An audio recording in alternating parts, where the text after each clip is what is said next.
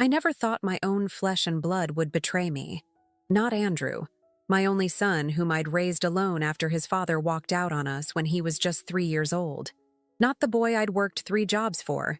The one whose college education I'd paid for by selling my jewelry and working nights. Not the young man who'd always said, "Mom, you're my hero." But there I was, standing in the driveway of the home I'd lived in for 30 years, grocery bags at my feet, staring at new locks on my front door. "Andrew?" I called, pressing the doorbell that suddenly sounded foreign to my ears. "Andrew?" The door won't open. Movement behind the curtains. Then his face appeared as the door opened just enough for him to stand in the gap, his body blocking any entrance. "Mom." His voice was different, cold, rehearsed.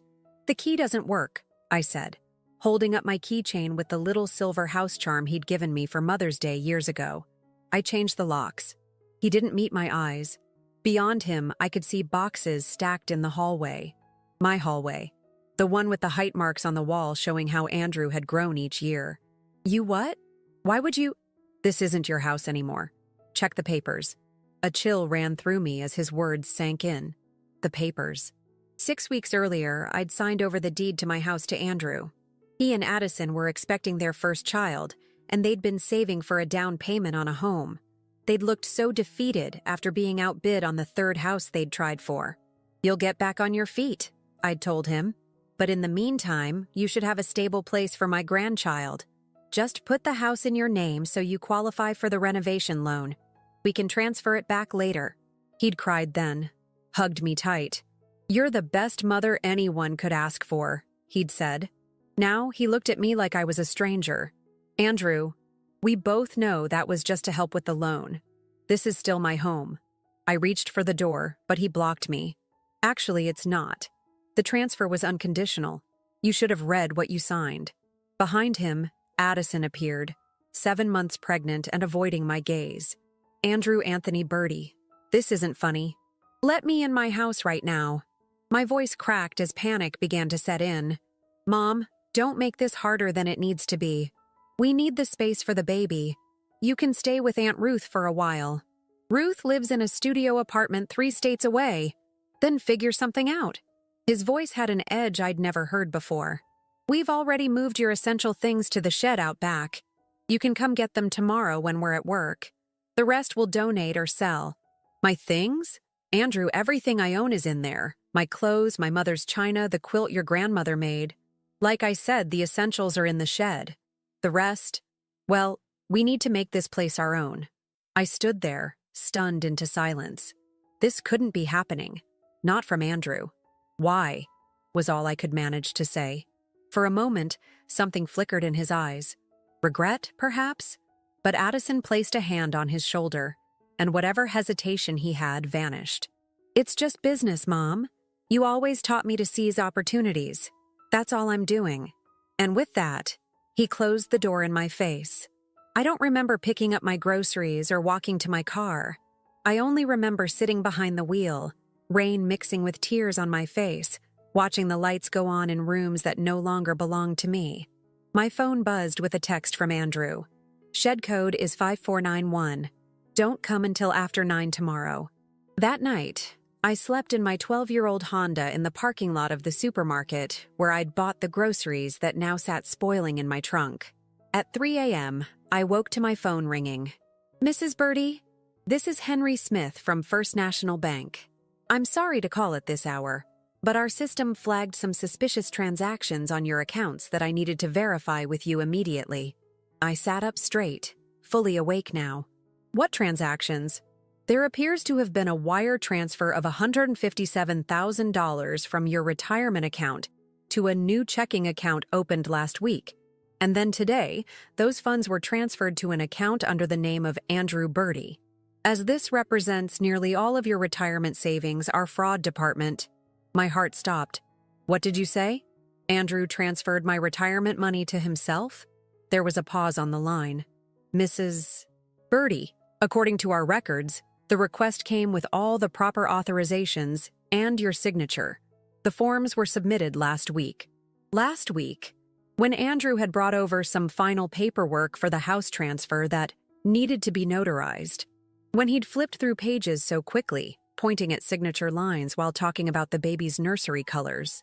"Mr. Smith," I said, my voice steadier than I felt. "I did not authorize those transfers. My son, he must have slipped those forms in with others I was signing." "I see," he said, his voice taking on a more formal tone. "In that case, Mrs. Birdie, I strongly advise you to come to the branch first thing in the morning. Bring identification and any documentation you have. We'll need to file a fraud report immediately if we want any chance of recovering those funds." After hanging up, I stared at the phone in my hand. My son hadn't just taken my home. He'd taken everything I had.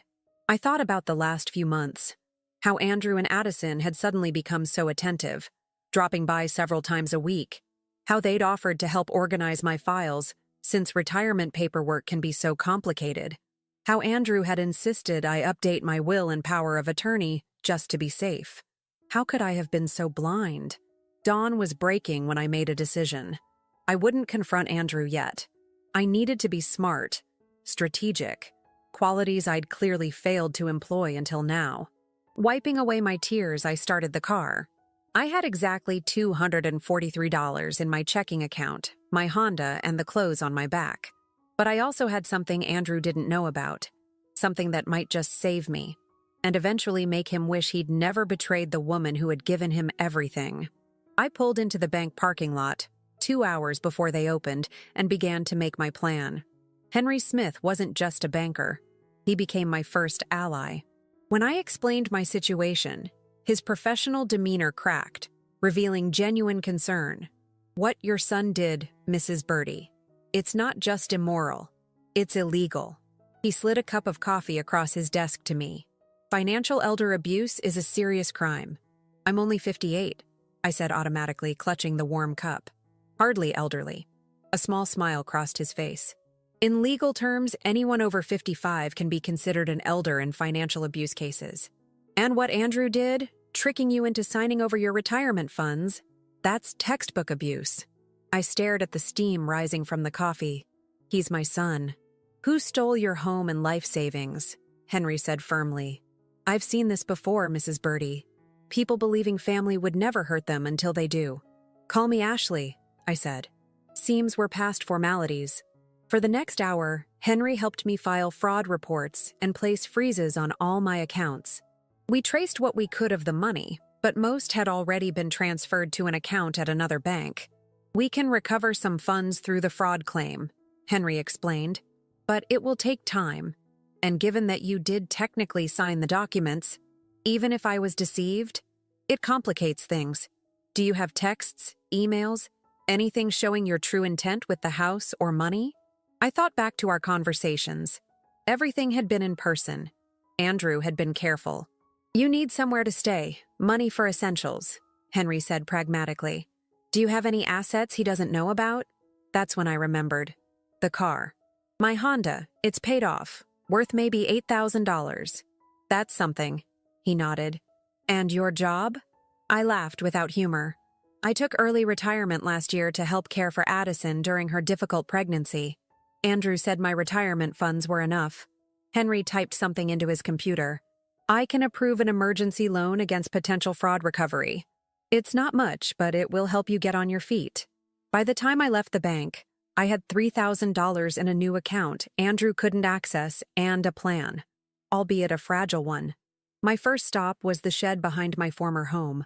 The code worked, and inside I found few of my possessions. Some clothes, basic toiletries, a box of photos, my laptop. No furniture, no kitchenware, none of my mother's heirlooms. The rest, my life, remained locked inside the house I'd paid off after 25 years of mortgage payments. I took what I could fit in my car and drove to Sunshine Extended Stay Motel. For $270 a week, I got a room with a kitchenette and free Wi-Fi. It smelled of industrial cleaner and old cigarettes, but it was shelter. That night, sitting on the bed that sagged in the middle, I opened my laptop and started researching elder abuse laws, property fraud, power of attorney limitations. By midnight, my eyes burned, but I understood my options, none of them quick or certain. The next morning, I called Serenity Martinez, an old colleague who ran a rideshare business. Ashley, it's been ages. How are you? I've been better, I admitted, then gave her the abbreviated version of my situation. Serenity's outrage warmed me. That ungrateful little... She cut herself off. What can I do? I need work. I have a reliable car and time. Come by the office this afternoon. We're always short on drivers. By the end of the day, I was officially a driver for Serenity's company, Rides Her Way, an all-female rideshare service that catered to women who preferred female drivers. I worried my age might be a deterrent to riders, but it proved the opposite. Many women, especially older ones, felt comfortable with a driver who reminded them of a reliable aunt or mother. I learned to navigate the city efficiently and discovered that a warm smile and attentive ear earned good tips. For 2 weeks, I drove 12-hour shifts, offering airport runs at dawn and safe rides home to women after evening shifts. Between rides, I researched my legal options and made appointments with low-cost legal aid attorneys. The consultations were sobering. Yes, I had a case for fraud, but proving it would be challenging and expensive. Yes, the house transfer could potentially be contested, but it would take months, if not years. In the meantime, I needed to survive. One night, driving a young nurse home after her late shift, she mentioned her frustration with hospital transportation for elderly patients. So many just need a reliable ride to appointments, she sighed. But traditional services are expensive, and regular ride shares can be difficult for older people with mobility issues. I found myself thinking about this long after dropping her off. By morning, I had the seed of an idea. I approached Serenity with my concept: specialized rides for seniors and those with medical appointments, drivers trained in basic assistance, vehicles equipped with conveniences for older clients or those with mobility challenges. It's a niche market, I explained. I've been talking to passengers, and there's a real need. Serenity considered it. We'd need special insurance, training programs. I could develop those. Before retirement, I managed staff training programs. That was 3 weeks after Andrew had locked me out of my life. I was living in a motel, working 14-hour days between driving and developing my new program. I'd filed the initial legal paperwork to contest the retirement fund transfer, but knew it would be a long process. Then came the text from Andrew. "Mom, we need to talk. I know you're upset." I stared at my phone, emotions churning. Anger, hurt, a small pathetic flicker of hope that maybe he regretted what he'd done. I typed back, "About what?"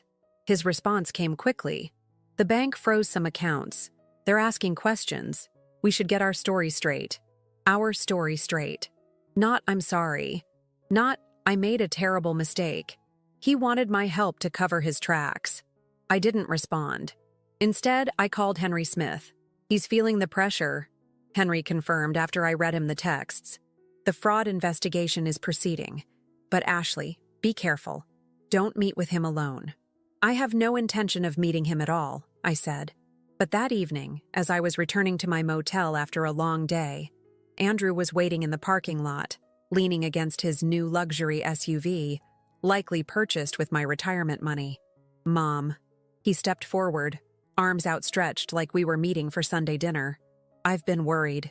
I kept my distance, keys clutched in my hand. "How did you find me?" He shrugged. "It wasn't hard. Look, I think there's been a misunderstanding." "A misunderstanding?" My voice rose despite my resolve to stay calm. "You stole my home and my money. I didn't steal anything. You signed the papers. Papers you deliberately misrepresented."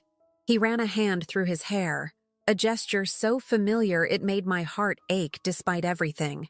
"The house transfer was your idea. As for the retirement funds, I was just trying to protect your assets. Addison and I can manage them better. By emptying my accounts without my knowledge, you were making poor financial decisions. The trip to Spain last year? The expensive gifts for Addison's baby shower? We're your family. We're just looking out for your interests." I almost laughed. The extravagant trip to Spain had been my first vacation in 15 years. The baby shower gifts were what any grandmother would buy. "Andrew," I said quietly, "you need to leave." "Mom, be reasonable. This motel isn't safe. Why don't you come home with me? We can clear out the guest room. The guest room. In my house. So now you're worried about my safety? After leaving me homeless? His expression hardened. I can see you're still being emotional about this. But you should know, things could get complicated if you pursue this fraud claim. Questions about your mental competence might come up. I felt a chill that had nothing to do with the evening air. Are you threatening me? I'm being practical. Who do you think people will believe? A successful young businessman with a family, or a retired widow living in a motel who's clearly having financial difficulties? Before I could respond, a car pulled into the lot. Serenity, dropping off some training materials we'd been working on. She assessed the situation in one glance and was out of her car in seconds, standing beside me. "Everything okay, Ashley?" she asked, eyes fixed on Andrew. Andrew forced a smile. "Family discussion. I'm her son." "I know exactly who you are," Serenity said coldly. "Ashley's told me everything." Andrew's smile faltered. "This doesn't concern you." "Actually, it does. Ashley is my business partner now." I saw confusion cross Andrew's face. "Business partner? Mom doesn't have a business." Serenity smiled. "She does now. And it's already showing more promise than whatever scheme you're running." She turned to me. "The contracts are in my car. Shall we go over them inside?" There were no contracts, but Andrew didn't know that. I nodded and started toward Serenity's car. "Mom!" Andrew called after me, desperation creeping into his voice. "The bank is asking questions. If this goes further, it could affect everything. My job, the house loan, the baby's future." I turned back to him. "You should have thought of that before you stole from your mother." As we walked away, Serenity whispered, "You know he's going to come after whatever you're building next, right?" I nodded, watching Andrew drive away, his taillights glowing red in the darkness. "Let him try," I said. "This time, I'll be ready." What I didn't tell Serenity was that I'd already set a trap, one that Andrew would walk right into, thinking it was his own brilliant idea. Lifeline Transportation Services became official 1 month after I was locked out of my home. Serenity and I partnered to create this specialized division of her company, focusing on transportation for seniors and those with medical needs. I invested my remaining bank loan, plus $6,000 from selling my Honda. In return, I received a 40% stake in the new division and a company vehicle, a small, comfortable SUV equipped with grab handles and other aids for clients with mobility issues. My plan was simple but deliberate. Build something valuable, something that would give me financial independence and, if my legal case against Andrew dragged on, an income stream to sustain me. I didn't want charity. I wanted to rebuild on my own terms. Marketing our new service was my responsibility. I created flyers and distributed them at senior centers, medical facilities, and retirement communities. I built a simple website with clear information and easy booking options. But our most effective marketing tool was me. I drove, I listened, I helped. I escorted elderly clients from their doors to doctor's appointments and back. I waited during procedures when needed, carried groceries and remembered names, family details, and medical schedules. Word spread. Clients requested me specifically. Within 3 months, we needed to hire 2 more drivers. "We should be focusing on expansion," Serenity said during one of our weekly meetings. "With the demand we're seeing, we could double our fleet by year's end." I nodded, reviewing our impressive growth charts. "I've been approached by 3 retirement communities about contracted services. And that hospital liaison called again about regular transportation for outpatient services." Serenity leaned back in her chair. "Ashley, this is becoming bigger than we anticipated." It was. What had started as survival had evolved into something that filled a genuine need in our community. For the first time since Andrew's betrayal, I felt a sense of purpose beyond mere survival or revenge. But revenge was still part of the equation. The trap I'd set was already in motion. When I'd left the bank that first day, Henry Smith had helped me open a new, separate account, one that would only appear on my credit report, but wouldn't be immediately visible to someone just checking my main banking information. Into this account, I'd been depositing 30% of my income. On paper, I appeared to be just getting by, living paycheck to paycheck in my modest apartment. I'd upgraded from the motel after the second month. Meanwhile, my stake in Lifeline was structured through a limited liability company that wasn't directly tied to my name. A legal protection Serenity had suggested, just in case Andrew tries something else. I'd also been quietly documenting everything. My conversations with Andrew, his text messages, timestamps of when he changed locks, and records of exactly what possessions of mine remained in the house. My attorney, Kimberly Rodriguez, a specialist in elder law whom I could finally afford to retain properly, was building a solid case. The retirement fund fraud is our strongest angle, Kimberly explained during one of our meetings. The house will be more complicated since you did sign it over, but we can argue undue influence and misrepresentation. How much longer? I asked. For the financial recovery? We could see movement within 60 days. For the house? That could be a year or more in the courts. I nodded, resigned to the timeline. And what about criminal charges? Kimberly's expression was carefully neutral. That's up to the district attorney. The evidence is strong, but prosecuting family members in these cases is complicated. I understood. Even after everything, part of me still struggled with the idea of my son facing criminal charges. 6 months into my new life, I received an unexpected visitor at the modest office space we'd recently leased for Lifeline. Addison, my daughter-in-law, stood in the reception area, her 3-month-old daughter cradled against her chest. My heart clenched at the sight of my granddaughter, whom I'd never met. "Ashley," Addison said hesitantly, "I hope it's okay that I came." I gestured toward my small office, maintaining a composed exterior while my emotions churned underneath. The baby, Olivia, I knew from social media, slept peacefully, unaware of the tension surrounding her. Once the door closed behind us, Addison spoke first. "I didn't know," she blurted out, "about the retirement money. I swear, Ashley. Andrew told me you had gifted us the house because you wanted to downsize. And then you changed your mind." I studied her face, looking for deception.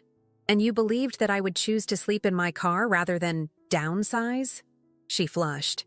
"He said you were being difficult, that you'd refused his offers to help you find a new place."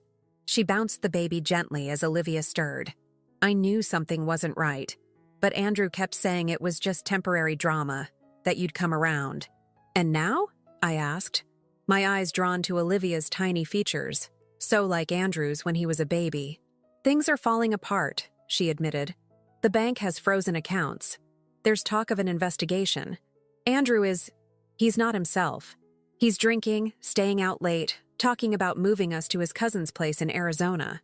Running away won't solve his problems." "I know that." Tears filled her eyes.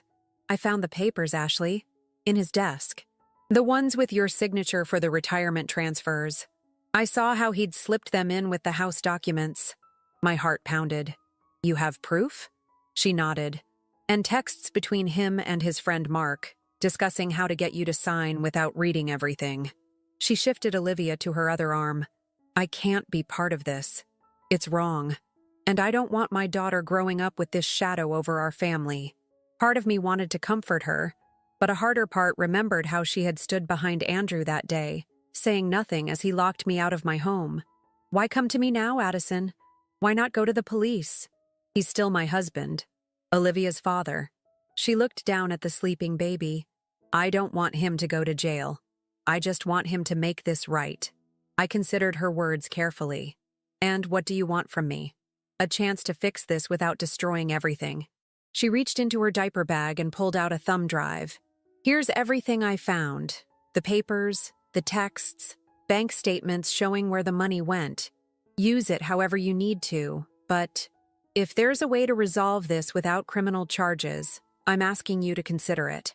I took the drive, our fingers briefly touching, the first physical contact with my family in half a year. "I can't make any promises, Addison. What Andrew did wasn't just a mistake. It was calculated theft." "I know." Fresh tears spilled down her cheeks. "But he's scared now. The fraud investigation, your lawsuit, he knows he's cornered. He might be willing to negotiate." After she left, I sat alone in my office, the thumb drive heavy in my hand. If Addison was telling the truth, this evidence could accelerate everything. The financial recovery, possibly even the house situation. But something felt off. The timing. Addison's sudden attack of conscience. Andrew's apparent desperation. I called Kimberly and explained the visit. "This could be genuine remorse," she said cautiously. Or it could be another trap," I finished.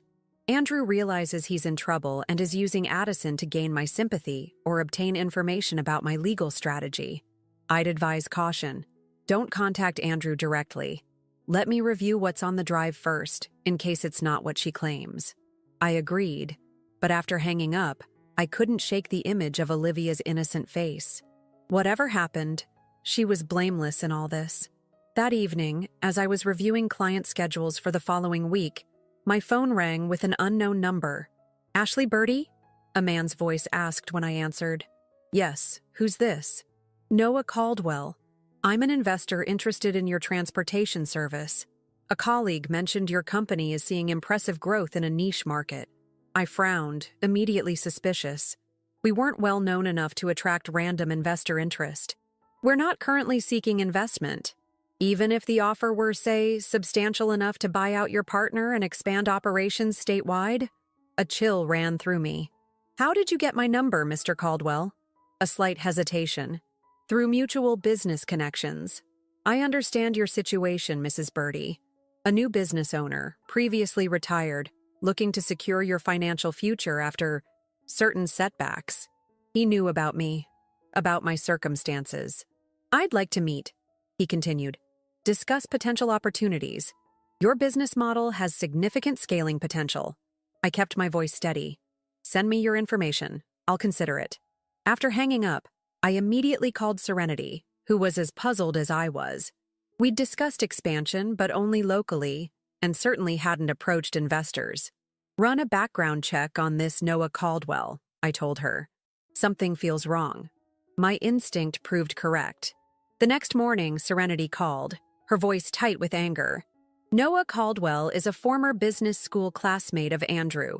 They worked together at the same firm 5 years ago." The pieces clicked into place. Andrew had discovered Lifeline was becoming successful. Now he wanted to take that from me, too. I leaned back in my chair, a strange calm settling over me. "Let's invite Mr. Caldwell to meet us. I want to hear his offer." "You can't be serious," Serenity protested. "Oh, I am." I smiled for the first time that day. "In fact, let's make sure it's a meeting he'll never forget." What Andrew didn't know was that his attempted corporate raid was about to trigger the second phase of my plan. The part where I not only reclaimed what was mine, but ensured he would never again underestimate the woman who had raised him. The meeting with Noah Caldwell was set for Friday afternoon at Lifeline's office. Kimberly insisted on being present, though we agreed she would introduce herself simply as our business advisor. While we waited, I reviewed the contents of Addison's thumb drive. Kimberly's team had confirmed its authenticity. The documents were genuine, including damning text messages between Andrew and his friend discussing their plot. "It's enough to force a settlement," Kimberly had said. "But there's still the question of Addison's motivation." I wasn't taking any chances. I'd arranged for Henry Smith to join our meeting with Caldwell as well, introducing him as our financial consultant. The small conference room felt crowded with tension as we waited. Caldwell arrived precisely on time. Tall, polished, with the practiced smile of someone used to getting his way in negotiations. He faltered slightly upon seeing 3 people waiting instead of just me. "Mrs. Birdie," he extended his hand. "A pleasure to meet in person." "Likewise, Mr. Caldwell. This is Serenity Martinez, my business partner, Kimberly Rodriguez, our legal advisor, and Henry Smith, our financial consultant." His smile tightened as he shook each hand. "I was under the impression this would be a preliminary discussion, and I was under the impression you were a legitimate investor," I replied pleasantly. "Yet, here we are." He attempted to recover. "I assure you, my interest in your company is genuine." "Is it?" I slid a folder across the table. "Because we've been doing some research on you, Mr. Caldwell. Or should I call you Noah Winters? That seems to be the name on your actual driver's license." His composure cracked just enough to confirm my suspicions. "Your connection to my son Andrew is particularly interesting," I continued. Former classmates, occasional golf partners, and, most recently, discussants in several phone calls right before you contacted me. Business connections are common in our circles, he said stiffly. Indeed. Now, shall we discuss your real purpose here? Or would you prefer to continue this charade? For a moment, he seemed to consider maintaining his cover story. Then he sighed, dropping the act. Andrew said you were clever, but I underestimated you. A common mistake in my family, apparently. He just wants to talk, Mrs. Birdie, to resolve things without lawyers and courts. By sending you to spy on my business and potentially take it over? That doesn't sound like someone interested in an honest resolution. Caldwell, or Winters, shifted uncomfortably. The investment offer was real. Andrew thought if you had enough money, you might drop the legal actions. So his plan was to buy me off with my own stolen retirement funds, disguised as investment in my company. I laughed without humor. And then what? Push me out once he had control? His silence was answer enough. I leaned forward. Tell Andrew if he wants to talk, he can meet me here tomorrow at 10 a.m. with Addison. And tell him to bring his checkbook. He's going to need it. After Caldwell left, Kimberly looked at me with concern. Are you sure about this? Meeting them without filing the new evidence first? I'm sure, I said. It's time to end this. That night, I barely slept. Not from anxiety, but from carefully reviewing every detail of my plan. By morning, I was ready. Andrew and Addison arrived exactly at 10, with Olivia in a carrier. Addison looked nervous, but Andrew wore an expression of confident ease that I recognized from childhood. The look he'd had when caught in a lie, but convinced he could talk his way out of consequences. Kimberly, Serenity, and Henry were already seated at the conference table. A court reporter sat quietly in the corner, a detail Andrew noticed immediately. Is that necessary? He asked, pointing at her. Absolutely, Kimberly responded. Everything said today will be on record. Andrew's false smile slipped. Mom, I thought we were here to work things out as a family. We are. And part of that is acknowledging what's actually happened. I gestured toward the seats. Please sit. Once they were settled, I began. I've reviewed the evidence Addison provided. The documents proving you defrauded me, the text messages planning it, the bank statements showing where my money went.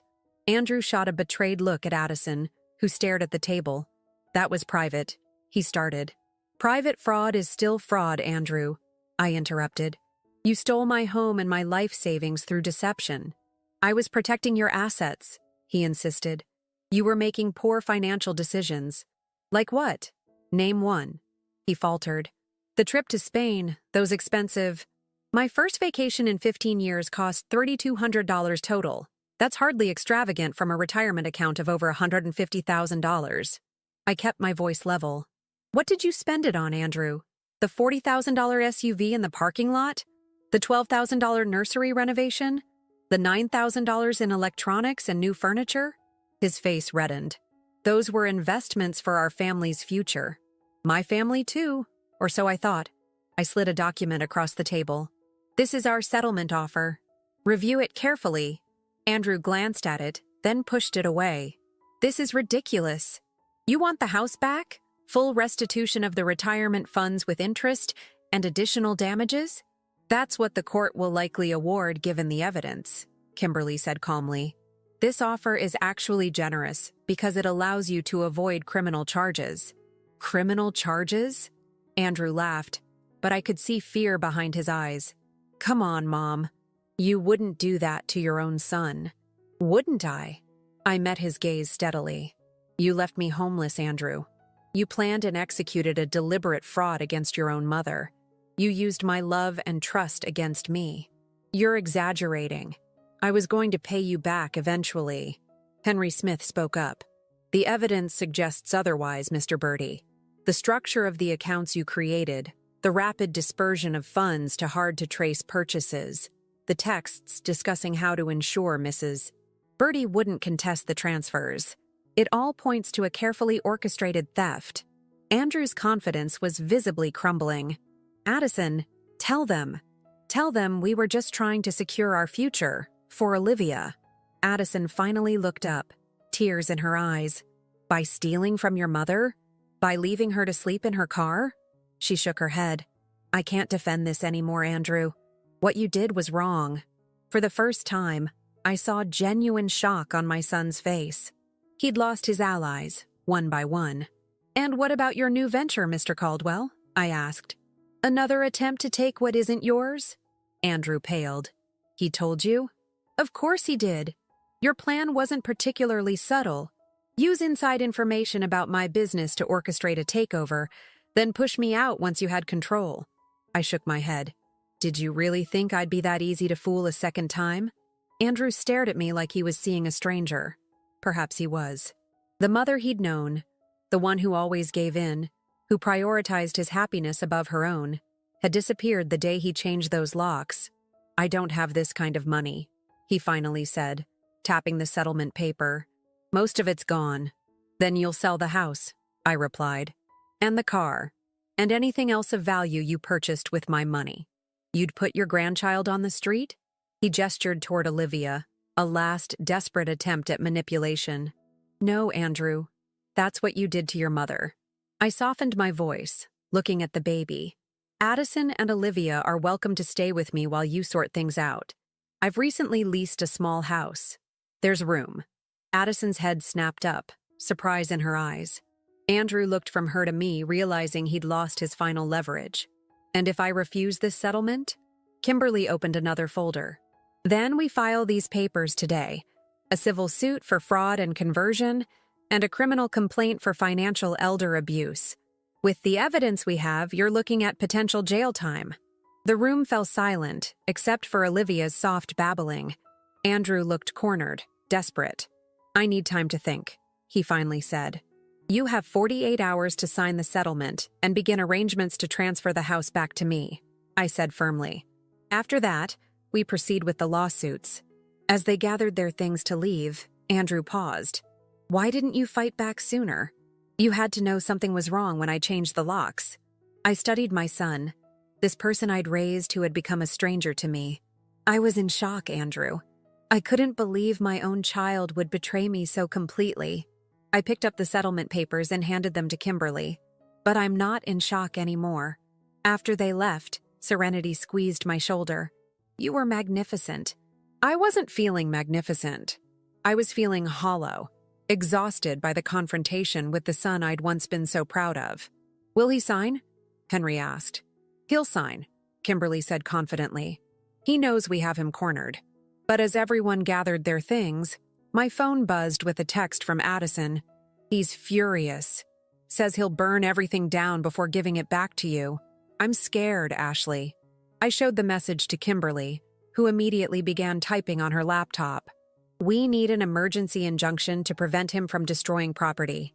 And Addison needs to get herself and the baby out of there. As we scrambled to respond to this new threat, I realized Andrew's desperation made him more dangerous than ever. He'd already proven he would stop at nothing to get what he wanted. And now, he had nothing left to lose. The final confrontation was still to come, and it would determine not just the fate of my possessions, but the future of what remained of my family. Kimberly moved with impressive speed. By evening, we had an emergency injunction prohibiting Andrew from damaging, removing, or disposing of any property from the house. The sheriff's department agreed to serve it immediately. Stay away from the house tonight, Kimberly warned me. If he's as volatile as Addison suggests, your presence could escalate things. I nodded reluctantly. What about Addison and the baby? I've arranged for them to stay at a hotel tonight, on our firm's account. She's packing essentials now while Andrew is out. My phone buzzed with a series of texts from Addison. Left with Olivia. Andrew's still not home, taking only baby things. 20 minutes later. At hotel. Safe. Andrew called, screaming. Says you've ruined everything. I typed back. Stay where you are. I'll come tomorrow. Sleep was impossible that night. I kept picturing Andrew in my house, our family home, destroying the memories and treasures I'd accumulated over a lifetime. The antique writing desk that had belonged to my grandmother, the hand-painted china my mother had left me, the quilt I'd spent 2 years making after Andrew's father left us. Just past midnight, my phone rang. An unknown number. Mrs. Birdie? A formal male voice. "This is Officer Delgado with City Police. There's been an incident at your property on Maple Street." My heart raced. "What kind of incident?" "A disturbance. Your son, Andrew Birdie, has been taken into custody. The property is secure, but we need you to come verify if anything is missing or damaged." I arrived to find 2 police cars in the driveway, their lights cutting through the darkness. An officer escorted me inside. The house was largely intact, though signs of rage were evident. A shattered mirror in the hallway, broken picture frames, a toppled bookcase. But the systematic destruction I'd feared hadn't materialized. "What happened?" I asked the officer. Neighbor called about shouting and breaking glass. When we arrived, Mr. Birdie was attempting to remove furniture from the house despite having been served with the court order.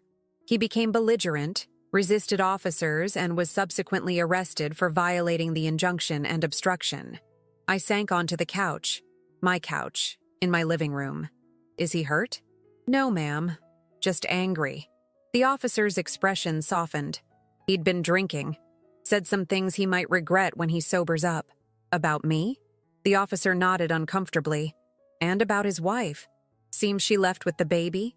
"She's safe," I assured him. After the police left, I stood alone in the silent house. Familiar walls, familiar floors, yet everything felt different. My home had been the site of betrayal, then stolen from me, and now returned through legal force rather than love or remorse. I walked through each room, cataloging the changes Andrew and Addison had made. The nursery, formerly my sewing room, was painted a soft yellow with woodland creatures stenciled on the walls. Olivia's crib stood empty, waiting. In the master bedroom, my bedroom, they'd replaced my comfortable old furniture with sleek modern pieces. The mattress where I'd slept for 20 years was gone. In Andrew's old room, now turned into a home office, I found boxes. My boxes. The essentials Andrew had claimed to have put in the shed were here instead. Dozens of containers hastily packed, labeled in Addison's neat handwriting. Mom's clothes, Mom's books, Mom's jewelry. At the bottom of one box, wrapped in tissue paper, I found the silver house charm that had been on my keychain, the one Andrew had given me years ago. He must have removed it before tossing my keys into the shed. I clutched it in my palm, finally allowing myself to weep for everything lost. Not just possessions, but trust, family, the future I'd imagined with my son and granddaughter. Morning found me asleep in an armchair, still holding the charm. My phone woke me, Kimberly, with news. "Andrew is being released on bail. The DA is considering additional charges beyond violating the injunction." "What kinds of charges?" "Attempted grand theft, for starters. He was trying to load your mother's antique desk into a rented truck when police arrived. Given the value and the fact that he'd already been served with the order, I closed my eyes. "Can you delay any new charges? Just for a day or two?" "Ashley, after everything he's done, I know what he's done. But I need to talk to him first. Without lawyers, without police." Kimberly was silent for a moment. "I can probably buy you 48 hours. But Ashley, be careful. He's desperate and angry. I know my son, Kimberly, better than he thinks I do." I spent the day sorting through my belongings, putting my house back in order.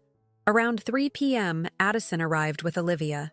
"Andrew is staying with a friend," she said, bouncing a fussy Olivia. "He won't tell me which one. Just said he needs time to figure things out." I took Olivia from her arms, feeling the perfect weight of my granddaughter for the first time. "And what about you? What do you need?" Addison's composure cracked. "I don't know anymore. Everything's falling apart." I guided her to the couch. "Tell me the truth, Addison. All of it. How much did you know about what Andrew was planning?" She wiped her eyes. "When he first suggested you sign over the house, I thought it was like you said, just for the loan. But then you were suddenly gone, and he said you'd had a falling out. And you believed that?" "I wanted to. Then I saw the changes. The new car, expensive furniture, the way he was spending. When I asked where the money was coming from, he said he'd received a bonus at work." She looked down. "I think part of me knew something wasn't right, but I didn't want to see it. Until you found the documents." She nodded. "I was looking for Olivia's birth certificate and found the files instead. I couldn't ignore it anymore. Looking at her tear-streaked face, I believed her. Perhaps she'd been willfully blind, but she hadn't been an active participant in Andrew's scheme. "What will happen to him?" she asked. "That depends partly on him and partly on me." I texted Andrew that evening. "We need to talk. Come to the house tomorrow at noon, just you and me." His response came hours later. "Why should I?" "Because it's your last chance to do the right thing." No reply followed, and I wasn't sure he would come. But at noon the next day, his car pulled into the driveway. He looked terrible. Unshaven, clothes rumpled, eyes bloodshot. The polished, confident son I'd known was nowhere to be seen. I opened the door before he could knock. "Come in." He stepped inside, eyes darting around the house he'd claimed as his own just months earlier. "Where's Addison?" "Out with Olivia. It's just us." He followed me to the kitchen table, the same one where I'd taught him to do homework, where we'd shared thousands of meals. I'd prepared coffee and set out 2 mugs, a small gesture of normalcy in an utterly broken relationship. "The police said you were trying to take my mother's desk," I began. He stared into his untouched coffee. "I wasn't stealing it. I was moving it to storage before it got damaged in the handover. By loading it into a rental truck at midnight?" His shoulders slumped. "I don't expect you to believe anything I say anymore." "You're right about that." I studied my son, trying to reconcile this angry, desperate man with the child I'd raised. "Why, Andrew?" "I've been asking myself for months. Why did you do this to me?" For a long moment, he was silent. Then, words began pouring out. "It started with the house. When you offered to sign it over for the loan, I thought it was the answer to everything. Addison was pregnant. We were drowning in debt from the wedding, the failed house bids. Debt? You never told me you were in financial trouble." He laughed bitterly. "Of course not. The successful son, following in his mother's footsteps, always making you proud. So, instead of asking for help, you decided to take everything I had? It wasn't supposed to be like that at first." He ran a hand through his disheveled hair. "I thought we'd all live here together. You'd help with the baby, we'd save on childcare, and eventually figure out the house situation. Then what changed?" "Mark, my friend, he pointed out that with the house in my name, I could leverage it, take out a home equity loan to clear our debts. But the bank wanted proof you wouldn't contest the transfer. So you decided to make sure I had nothing to contest with." He couldn't meet my eyes. It just snowballed. Once I started, I couldn't stop. Every step seemed necessary to cover the last one. I let his words hang in the air, absorbing the magnitude of his rationalization. "And now? What's your plan now, Andrew?" "I don't have one." He finally looked at me, defeat in his eyes. "I've lost everything. My wife, my home, my reputation. There's a potential criminal case. My boss knows. He's put me on administrative leave. You did this to yourself." "I know." His voice broke. "I know, Mom." We sat in silence, the weight of everything between us. Finally, I placed a folder on the table, different from the settlement Kimberly had prepared. "This is my offer," I said. "My only offer." He opened it cautiously, scanning the document inside. His expression shifted from confusion to disbelief. "You're restructuring the settlement?" I nodded. "You'll still return the house to me and repay as much of the retirement funds as possible. But I'm dropping the demand for additional damages, and I'll ask the DA not to pursue criminal charges." "Why would you do this after everything?" "Because despite what you did, you're still my son, and Olivia's father." I took a deep breath. "But there are conditions." "What conditions?" "First, complete financial transparency. I want documentation of every dollar you took from me and where it went." He nodded reluctantly. "Second, financial counseling and therapy, for you individually, and with Addison if she's willing, both paid for by you." "And third?" he asked, sensing there was more. "You work to earn back what you took. Not the money, the trust. That starts with taking responsibility for your actions without excuses." He stared at the document for a long time. "I don't deserve this chance." "No, you don't," I agreed. "But Olivia deserves a father who chose to make things right, even when it was difficult." She deserves to know that people can change, can atone for their mistakes. And you? What do you get from this? I thought about the past 9 months, the betrayal, homelessness, starting over from nothing. But I also thought about Lifeline, now thriving, about Serenity and our partnership, about the independence I'd found when everything was stripped away. Peace, I answered simply, and the knowledge that I didn't let your actions change who I am. Andrew signed the agreement that day. It wasn't an instant reconciliation. That would take years if it happened at all. But it was a beginning. In the months that followed, I divided my time between running Lifeline, which continued to expand, and rebuilding my home. Addison and Olivia stayed with me while Andrew found a small apartment nearby and began the long process of making amends. My house gradually returned to feeling like mine again. I kept some of the changes they'd made, including the yellow nursery, now used whenever Olivia stayed overnight. Other rooms I reclaimed completely, erasing the brief period when my home had belonged to someone else. One evening, as I rocked Olivia to sleep, Addison paused in the doorway. "You know what I keep thinking about?" she said softly. "That first night, when you slept in your car, how alone you must have felt." I looked down at Olivia's peaceful face. I was, but not anymore. "How did you do it? Start over at your age, build something new when everything was taken?" I considered her question carefully. I remembered who I was before I was Andrew's mother, before I was anyone's wife, the woman who worked 3 jobs and put herself through school. She was still in there, stronger than I remembered. Addison nodded thoughtfully. "I hope I can find that kind of strength."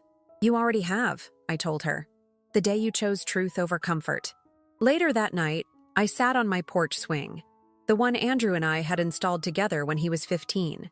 My phone buzzed with a message from Serenity, announcing another retirement community had signed a contract with Lifeline. I smiled, thinking of the journey from that night in my car to now. I'd lost my home, my savings, my sense of security, but found resilience I'd forgotten I possessed. The betrayal would always be part of our story. The trust might never fully return. But I had reclaimed more than just my house and finances. I'd reclaimed myself, and in the end, that was the most valuable possession of all.